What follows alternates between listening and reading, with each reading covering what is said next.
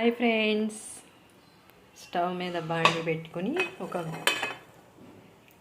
Chicken మటన్కి masala తయారు చేసుకుంటున్నాను నేను. ఇది ఒక స్పూన్ 2 స్పూన్లు వేసారంటే మీకు అదిరిపోతుంది కూర. తప్పనిసరిగా ట్రై చేయండి మీరు కూడా. ధనియాలు ఒక కప్పు తీసుకున్నా, ఇవి బాగా వేపుకోవాలి. ఇది చక్కగా మీడియం ఫ్లేమ్లో పెట్టుకుని చక్కగా వేంపాలి. ధనియాలు, చెక్క, యాలక్కాయలు, ఇలాచి, లవంగ, మెంతి, కొద్దిగా ఇది జాజికాయ అంటాం కదా, అది ఇంత వేసుకోవాలి. ఇది సాజీరా, బిర్యానీ ఆకు, చెక్క, లవంగ మొగ్గలు, ఇవన్నీ కొద్దిగా లైట్గా వేపుకోవాలి.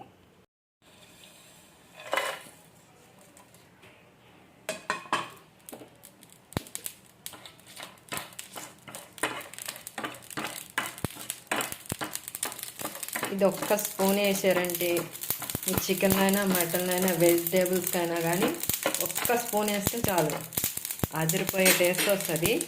తప్పనిసరిగా లైక్ చేయండి ఫ్రెండ్స్.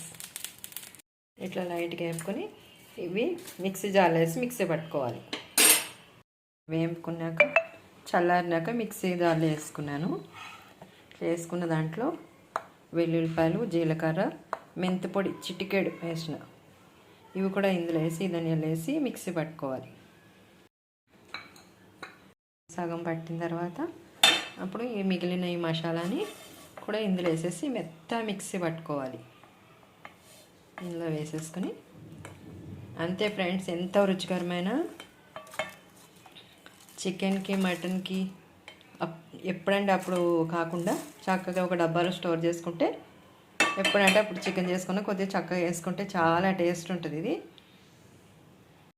చేసి ఒక డబ్బాలో స్టోర్ చేసుకుని ఎప్పుడు చికెన్ వండినా లాస్ట్గా 2 స్పూన్లు వేసారంటే అదిరిపోయే టేస్ట్ వస్తుంది. అంతేనండి, ఎంతో రుచికర వెజ్ అండ్ నాన్ వెజ్కి మసాలా, గరం మసాలా రెడీ.